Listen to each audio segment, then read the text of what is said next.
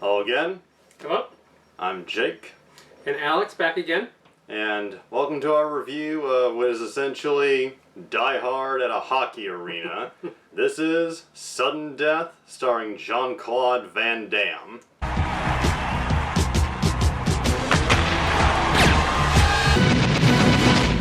Sudden Death. I think this is our first Jean-Claude review, right? Yeah. Yep.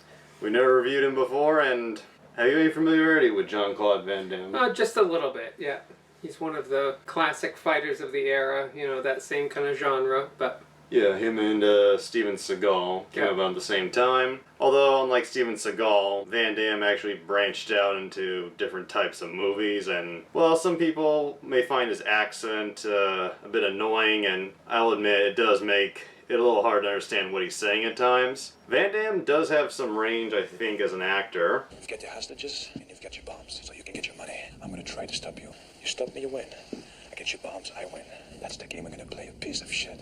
I think there's more originality in his films. Yeah, I think his character's a little bit deeper, so... Yeah, and I've seen movies where he played two characters, actually, and he does a pretty good job in making them different. Those two men, can we find them? All right. You've got an army waiting outside or what? Here he plays Darren McCord, a former firefighter who, in the opening scene, we see was unable to save a little girl from a burning building.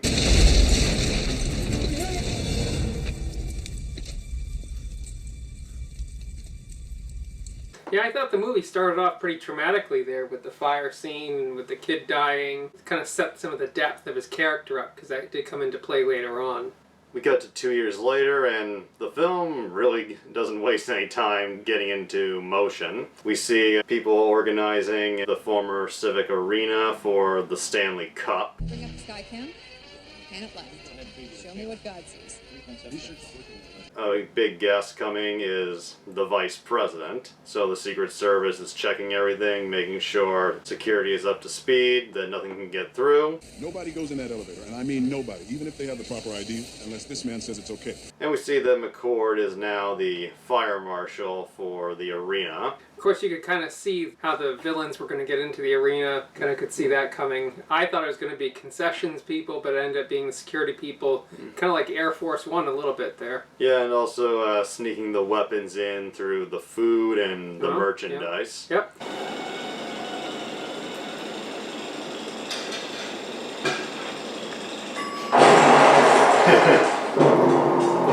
Exploding penguins. One of the scenes where we see the villains getting the clearance cards they need to get in. They kill some security guards who are on their way to the arena, and in a weird edit, after stealing their car and their cards, they say, "You don't want to get killed for it." Then they kill them. Yeah. I'm going to steal your car. Don't get killed over it, huh? Kill anyway.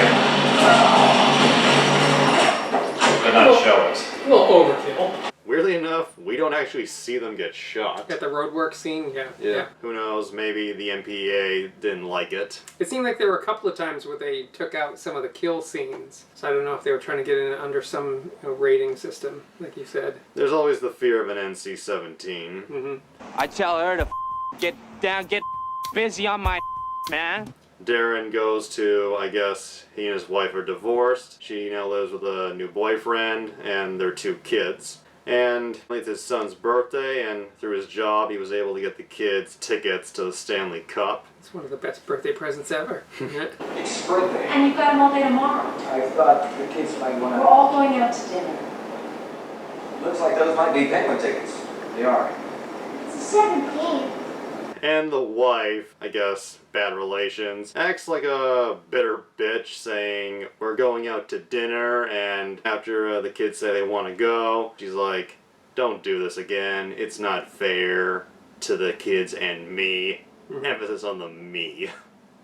I get it, but this is the Stanley Cup Game 7, so a pretty big event. You could probably make an exception for it. It's not fair to the kids. Or me. Stanley Cup seems better than dinner. Yes. They arrive at the arena where the daughter, who's got a weird thing for learning sign language, even though she's not deaf, Goes to hang out with the Pittsburgh Penguins mascot, Icy. Icy always loves company. Big deal. Some fat guy in a ratty penguin suit. That blonde you're staring at? She's the fat guy. Darren takes his son to visit the Penguins backstage in the locker room. In a fun scene where we see some actual Penguins at the time appearing as themselves and a few fictional ones. Most of which I feel are still played by actual hockey players. There's some good cameos. Bonjour. Ce soir, quelles sont vos chances? On va les enculer. What do you say? Thanks, they gotta win. Then he takes the kids to the kitchen where we get a funny but sequence where... With the knife? Yeah.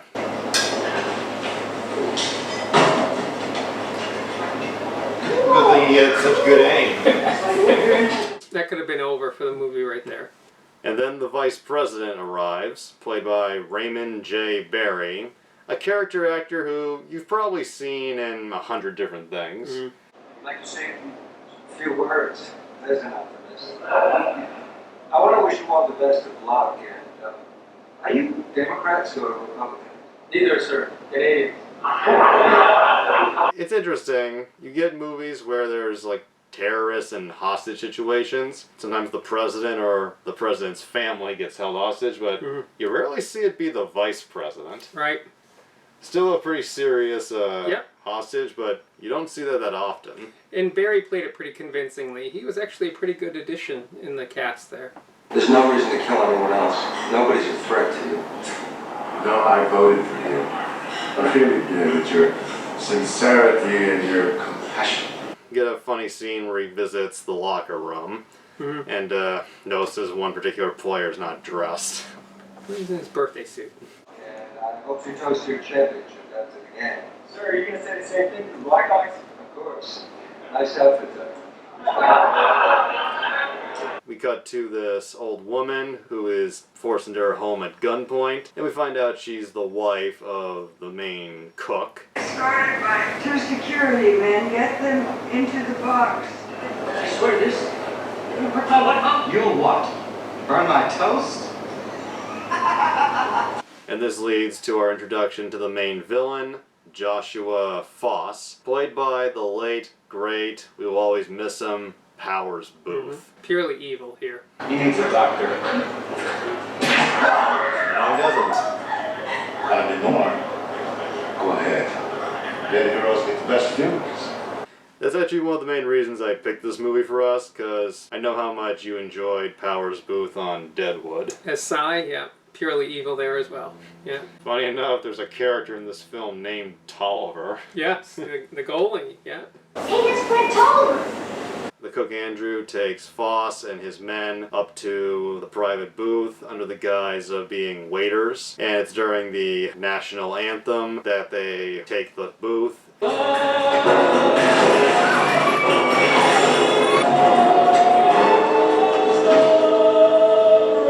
And we see that even though they said they wouldn't kill the old wife if the cook did what he's told, they kill her anyway.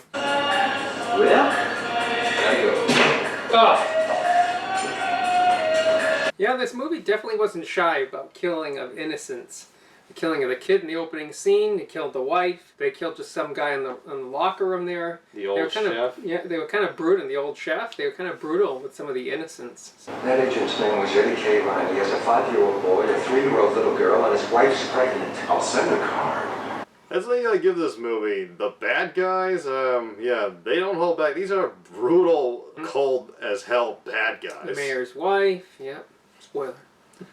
Would you like to vote on who gets the distinction of demonstrating my resolve? You all agree that the mayor's wife's been most annoying. Powers Boothe as Joshua Foss. And it's interesting. That's his name in the credits, but you watch this film, they never actually call him. His name is never mentioned once. Yeah, and they hint at this backstory of him being somehow involved with the CIA or the government, and they really never even develop that at the end fully. What? Oh, is that necessary? Yes. I'm a disillusioned patriot with a yen to fulfill my personal ambitions. There's a lot of mystery to his character. Yeah. The way he talks, and they realize he has to work for them in some way, because he knows a lot of stuff. He knows a lot about the transactions that are taking place, and you think he's this disgruntled CIA guy, but there's never any resolution to that. With no confrontation been allowed here without inspection. How long were you in the service? Still in it. Yeah, not a lot of resolution, but Powers Boothe just owns his performance. Yes. Now, what I really like about this performance is he does act a little crazy in certain moments, but he never goes really over the top. Mm-hmm. He keeps it surprisingly really reserved and has a bit of class to him. Cold and calculating. And what's the villain's plan? Those are the numbers of 13 bank accounts of 5 U.S. banks that belong to 3 different countries that our government has frozen for a variety of reasons. They represent a total deposit of $1,700,000,000. During the course of this game, all that money is going to be released and transferred to banks of my choice. And he won a third of it during each period. And if they didn't transfer a certain amount by the end of the first period, he'd kill one person. Not by the second period, 2 people. And then by the end of the third, a big jump. Everyone in this box and in this arena will die by explosion, fire, and panic. Enough bombs that planted in this building to stop all the clocks in the hemisphere. And again, some insinuation that the money that they were using was somehow linked to these covert CIA operations. It was dirty money somehow. Now we know you've already checked on these accounts, so the wheels are turning. Oh, by the way, don't let your transfers from that to all banks. It's shocking, isn't it? They're stealing funds. Move with one of our agencies. You're wasting some of that unrealistic time, too. And while this is going on, Darren's kids, in a questionable parental decision, leaves them alone in this arena filled with probably almost 1,000 people. I'd say probably close to 20,000 drunk hockey fans, but yeah. Oh well. Yeah, he just leaves his 2 kids alone, telling them not to get up from their seats. I have some work to do. I'll be back before the period ends. You two stay right here. Oh, in case you want to soda. You are the fire marshal. You could probably ask the security guard to keep an eye on them. Right. Everybody's an expert. The son is just a complete brat. Pepper spray. Spray. No cold. Spray. No cold. You spray. Shut up. The girl has her annoying moments, but the son's a real dick to her. Get in the fireman. He's too scared to be a fireman. He is not. He's too.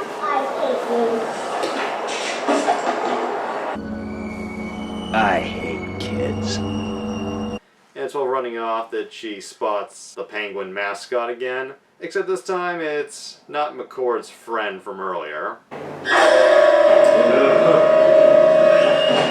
very slashing moment.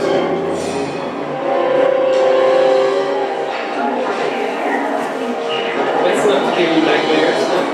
With the kid spotting someone she shot, she takes her as an extra hostage and... The owner just called me. I'm Icy, the team mascot.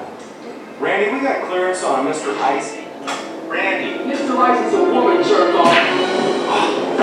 In a scene, like, they didn't kill this kid, but when she has her in the elevator... headshot didn't kill him. You owe me a Mother's Day card. Jesus Christ. Interesting that they had a female bad dude, you know? Yeah. Inside of this film. I saw it earlier on when they were kind of coming into the arena. I was a little surprised that she was in the posse, because that's different for these films a little bit. Shit. What can I tell you, man? Affirmative action. After taking her up to the booth, Voss tells her to go down and see if she can find McCord. John, I was trying to catch up with you in Italy. When he sees this henchwoman in the penguin outfit, played by Faith Minton, a veteran stunt woman, he first thinks she's his friend from earlier, but... I'm Carl, and Joe had to go home sick. But you were with my daughter in Italy. Yeah, she's lost. She tries to get him, but then...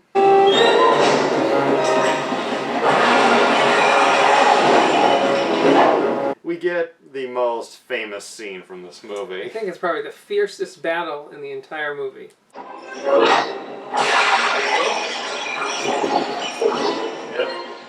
Yeah. The penguin's got moves. Yeah. Out of all the bad guys, it's the henchwoman in the big stuffed penguin suit that proves his hardest opponent. It does prove how dangerous an industrial kitchen can be, because there were multiple opportunities for disaster.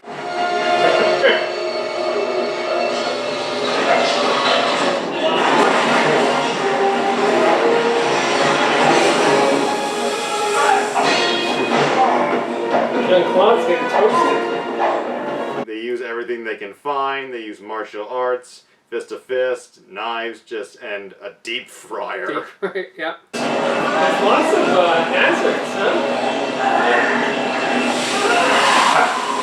Kitchen-based hazards. And she goes out, Meat tenderizer.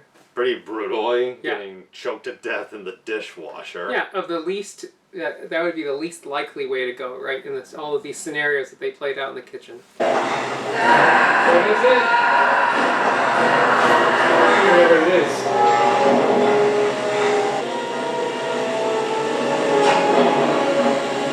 Funny thing, sudden death was originally written as a parody of action movies. That scene with the penguin mascot, that's the only scene that was left over from the original screenplay. I think if you add different music to that, you know.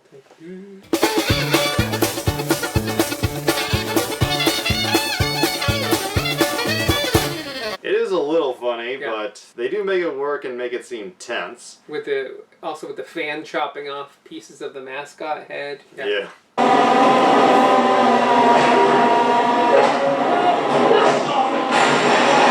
And from there, he just goes after one bad guy after another. The next one is where he finds out about the bombs rigged around the stadium. What the fuck is going on? Fuck you.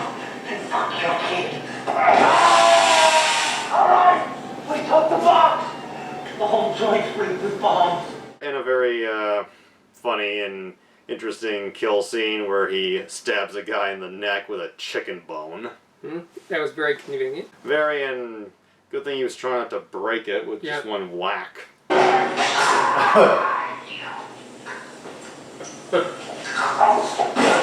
While this is going on, Boss is killing for every bit of money he doesn't get. First person he kills is the most annoying person in the room, the mayor's weeping wife.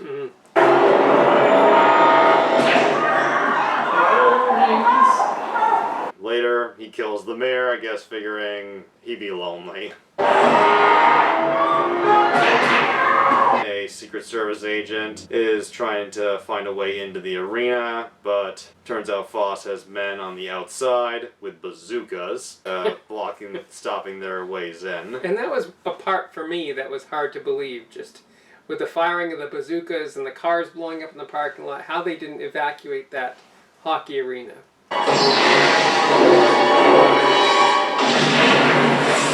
Strong bazooka. Here we go. People are hearing this inside. Well, it's loud. Yeah. Because at that point, people other than the Secret Service did know about this. So. Well, everybody inside. I'm not sure. They wanted them locked down inside, but maybe it's possible that the people inside didn't hear the explosions because it is a loud hockey rink. Yeah. And also, maybe if they tried to evacuate, he would blow the building. Yeah, that was a hard one for me. What do you know? Haven't you heard of suspension of disbelief? I think one of the most impressive things about the movie was just how McCord was going around and trying to come up with different MacGyver-like ways to try to defeat the henchmen. So yeah, this that's guy probably the most impressive. This guy makes MacGyver almost seem like a lightweight. Let's play some of that stuff. No detonator, no kaboom. Bye-bye.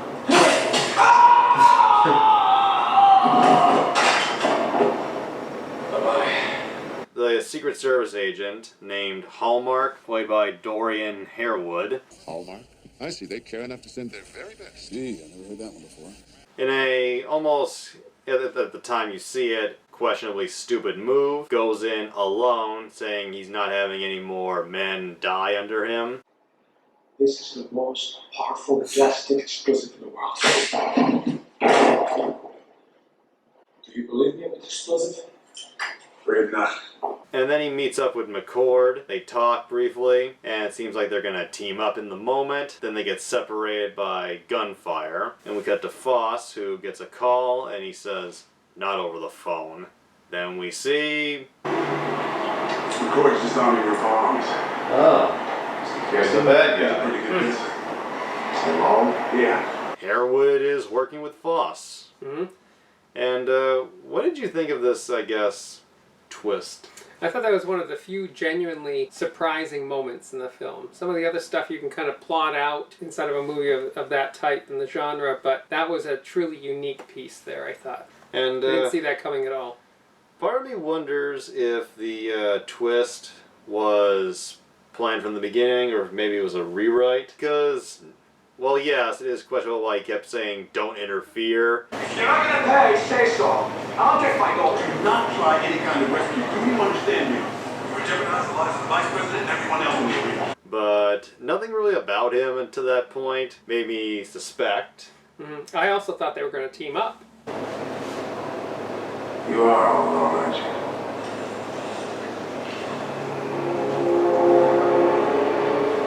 And yeah, it just comes a little bit out of nowhere, but it does lead to a very cool death scene where he reveals to McCord he's one of the bad guys, tells him to empty his pockets, and he pulls out his son's water pistol that he took from him earlier. Mm-hmm. Also earlier we saw McCord, when gathering his supplies, had a can of lighter fluid. Mm-hmm. So...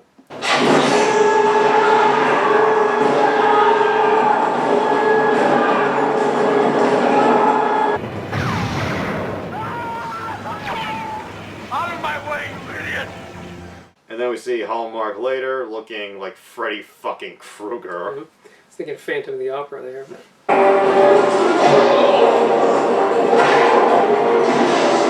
McCord and Foss have a conversation over the phone. Tells him if he touches his daughter, he's dead, and he's gonna try to stop him. And you go right into the last. I know where the bombs are, so I know where you're going. Then come and get me. As far as villain and hero talking over the phone conversations go, I thought it was a pretty good one. Very intense. Van Damme played the anger very well. Would you like a glass of wine or a cigarette? It's customary to offer these minor vices to someone before they die. I'm surprised neither of the kids bit it. Because remember, there was the other scene there where he was telling him to come with him, that he was the Secret Service. Yeah. And the kid stayed in the seat. He was told by his dad to stay in the seat. We'll get to that later, but yeah, it was an interesting scene. I'll scream. I told you I'm with the Secret Service. And I'm a little kid. Hey, fella! I didn't pay to watch you! What is that? That's stupid. And as McCord continues to try to disarm the bombs, Tolliver, the goalie, has to get out of the game because he's apparently got a fever. And while he goes to lie down in the locker room, McCord, thinking fast, steals the guy's clothes. Yeah, can I change something I said earlier? I said that one of the most unbelievable things was the arena was not evacuated. This is the most unbelievable scene. That was the second most unbelievable. Feeling better? Get the fuck in there! I'll admit, this is probably one of the top 5 dumbest parts of the film, but if you're a hockey fan, I think you'll enjoy it, because I gave this movie to Nick, my cousin, who used to play hockey, and this was, he told me, his favorite scene in the movie. Hockey's good. The hockey's decent. Yeah, it's pretty believable, the whole arena feel. Yeah.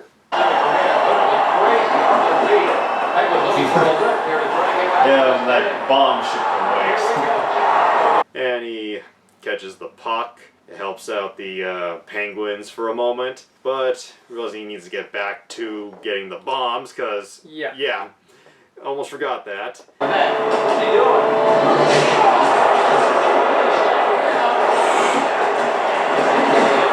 So nobody noticed that this wasn't the guy that they play hockey with and have played hockey with for years, right? And I think his teammates would have been like, "Ooh, who's that dude?" I don't buy it. And goalie in a fight, that's also something that's a little less than believable, but he had to get out of there. And we get a pretty intense and well done shootout in the locker room and weight room, where, another innocent guy dies, yeah. And, as you pointed out, there's a lot of broken glass in this scene.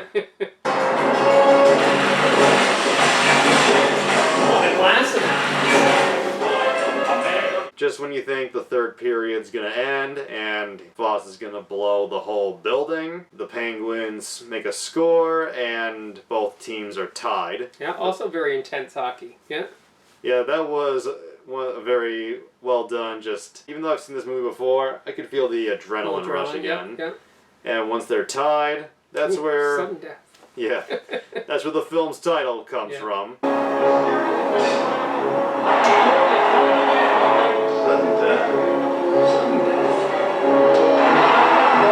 And surprisingly, Voss is fair game enough to give the FBI, CIA, Secret Service, whatever, more time to get the money during this final period. And McCord, with what little time he has left, quickly makes a bomb using some kind of liquid and powder, and climbs to the top of the arena, fights his way through a thug or two, opens the dome.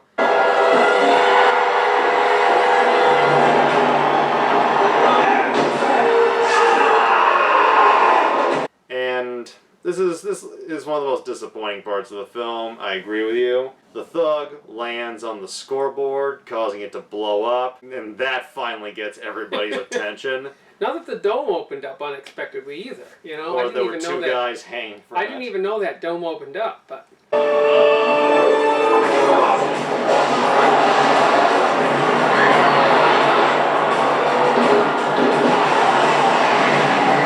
But yeah, no one knows them in the ceiling, but it starts blowing up and they didn't even get a chance to finish the game. Yeah, very frustrating. Nowhere in this film did they give the final score.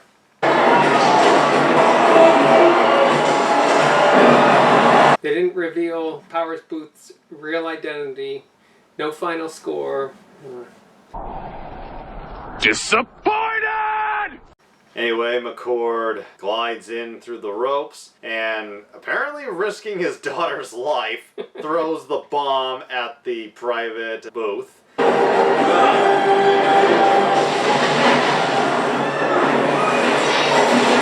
Is able to get in, take out a couple of the remaining henchmen. Voss slips out, and he's reunited with his daughter in a oh-so-touching moment. And while all this is going on, while there's sparks blowing from the scoreboard, everybody's running out, and Voss is checking to see how many of the bombs McCord got, leading to a funny scene, and I still believe that was the sewer line. Oh, get all of them.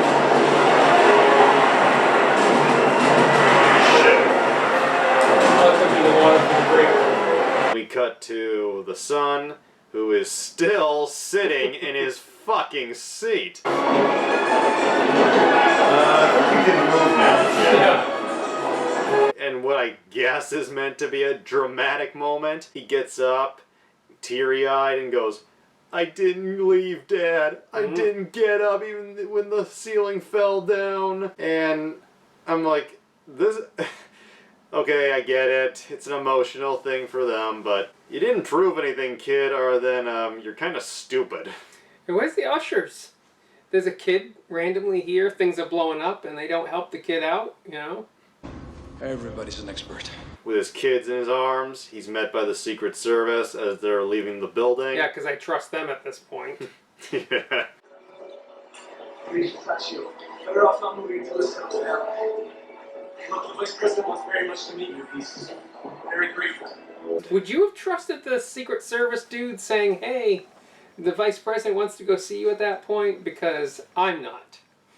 I'm not giving my kid over to the Secret Service, even if they say that they're real. After what's just transpired, you obviously... This wasn't the President's Secret Service. It's going to be like the B team for the Vice President. Because they let this whole fiasco happen. And then they, yeah, just give me your kid. Moments after he just got his daughter back, I'm not buying that. Nope, sorry. Yeah, I don't think I trust him either, but he didn't say, "Give me your kid." He said, "I want the Vice President wants, And then he was like, take my kid, and he goes The vice president's not going to hospital? You know, I don't know. And then his daughter, I guess in PTSD, that's the only reason I can think of, she'd be this dumb. She wanders away saying, Daddy, that's him.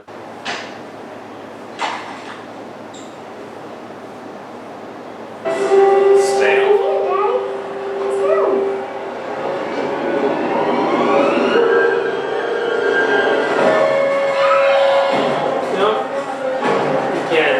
And he chases Foss up into the roof, and surprisingly, Foss proves a pretty good fighter when they're together.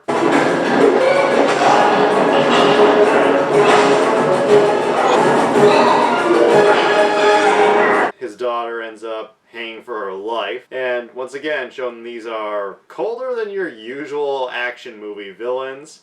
Foss says, I'm not gonna kill you. I'd rather you spend the rest of your life remembering you couldn't save your little girl. Referring back to the beginning. Very well done. Mm-hmm. But before he can shoot, the helicopter that's come, surprisingly not stopped by the FBI, pulls him away. McCord, grabbing Foss's gun, grabs onto the ladder and fires up, shooting every henchman but Foss, giving us the chance for that dramatic look between the two of them.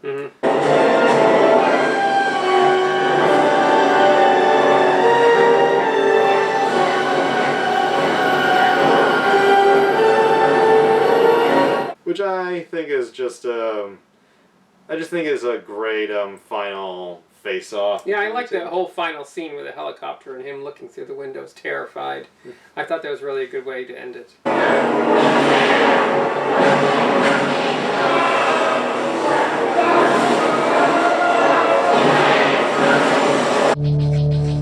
See you in Pittsburgh.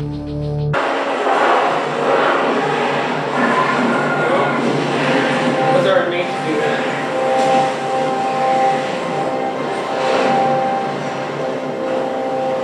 I love a good helicopter explosion. Yeah, just crunching. It's no Broken Arrow, but it's still very good. And then it ends pretty abruptly after that. They take him out in a stretcher. The kids smile. So who wins the hockey game? Yeah. Resolve that part. They could have had a cutscene at the end. But yeah, that's Sudden Death.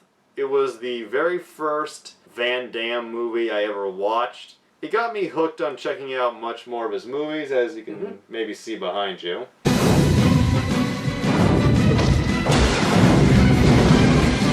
He's interesting, Jean-Claude Van Damme. He's an extremely skilled martial artist, very flexible, as he's shown in many movies. He can really move. He does his own fighting, own stunts, and he only has had a few accidents, unlike certain other action stars. I liked him a lot in this film. He played a pretty dramatic character. Yeah, with some depth as well. Not just one-dimensional fighter. Powers Boothe as Joshua Foss. I'll admit, they didn't give much resolution for his character in certain areas, but he owned every scene he was in. Die Hard worthy. He just had a certain suaveness about him that was hard not to get into. Raymond J. Barry as the Vice President. As said, he was very good, very believable in his role. Spoke very well, was afraid at times, and he was concerned for McCord's daughter. Yeah, he had some morals. If you touch her, you lose me as a hostage because you'll have to shoot the Vice President. Emily McCord is played by Whitney Wright, a former child actress who, after sudden death, didn't act again for 15 years. And the son, Tyler McCord, is played by Ross Malinger, who, before this, played Tom Hanks' son in Sleepless in Seattle. Oh. Out of all the actors in this film, the child actors were my least favorite. I get it, they're child actors, and just to be clear, I have nothing against them as people, and also, their characters, I think, were not that well written. They made the daughter just a bit too annoying with that whole deaf thing, gave her some kind of cringy lines. The dialogue could have been improved there. The son was a real little shit to his sister and talked shit about his dad when he wasn't around. And that whole waiting the seat thing was dumb. Like, that's all on the writing part. But, and I honestly think these kids' acting was terrible. He waited. See that, Dad? Luke Robitaille waited. Maybe when you were born, you had something wrong with your brain. I don't know how you feel, but it would have been dramatic and sad, but maybe this film could have benefited from another kid death. Mm-hmm. I mean, they killed one in the opening scene. Yep. They didn't detract too much from me, but I don't think it was a marvelous performance, no. This film was directed by Peter Hyams, a veteran director who has made many action, thriller, sci-fi movies. Capricorn 1, 2010. The year before Sudden Death, he made the Van Damme movie Time Cop. And originally, Hyams turned down this film, thinking this movie's story was lame. But Van Damme convinced him to come on board. The film was produced by Mosh Diamond, who had also produced Van Damme's Time Cop, his later movies The Quest and Maximum Risk, and it was co-produced by Howard Baldwin, the owner of the Pittsburgh Penguins. Oh, wow. And screenwriting credit goes to Gene Quintano. The script is based on a story by Karen Baldwin, Howard Baldwin's wife. So, very... That's a little ironic there, that the owner's wife is talking about a Stanley Cup game that gets taken over by terrorists. No? Yeah, and maybe... At least they got use of the facility. Yeah. With his involvement. They were filming at the actual Civic Arena. During some sequences, they couldn't afford more extras, so they had to resort to using cardboard cutouts. Oh. Anything we need to look more authentic, we could just throw it in front of some Studio 54 B-roll. Sudden Death had a budget of $35 million. Worldwide, it made $64 million, but in the States, it really underperformed, and even worldwide, that's probably lesser than they were expecting. And there was originally plans to make a sequel for Sudden Death, but with its underperformance, it just never came about. Maybe we could have had a resolution on who won the game. Yeah, that could be the opening scene of the sequel. And I could see the character of Darren McCord coming back. Yeah. Believable enough character. You blew it! The only other behind-the-scene facts I have to mention are the original choices for the characters. Emily McCord was Mara Wilson, best known as Matilda. Oh? Her parents refused to let her do this film because of all the violence. Mm-hmm. And a star. yeah, there is a lot of violence in this, but it's good violence.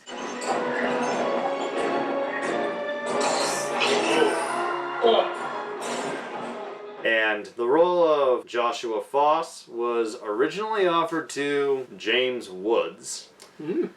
I could see him play this type of character. He could play it well, but he didn't like the direction, or maybe he just didn't like the lack of resolution with the character in some areas. So he turned it down, and honestly, I think it's for the best, because more Powers Boothe, the better, and I'm glad we got as much as we could out of him while we had him. What kind of lunatic are you? The best kind. Would you recommend this movie? Yeah, I think it was about a 7 out of 10. I agree. There's redeeming qualities there. There's more good qualities. There's only a few bad in my opinion, and for the most part, it's a solid ride all the way through. And I'm not a hockey person, but I love this movie. And if you are a hockey person, I think you'll really love this movie. This has been our probably more rushed feeling than usual review of Sudden Death. If you've got the time, check it out.